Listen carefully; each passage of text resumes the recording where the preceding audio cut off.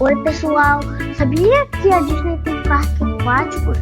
Hoje eu tô no Blizzard Beach e hoje eu vou estar mostrando um pouquinho dele para vocês.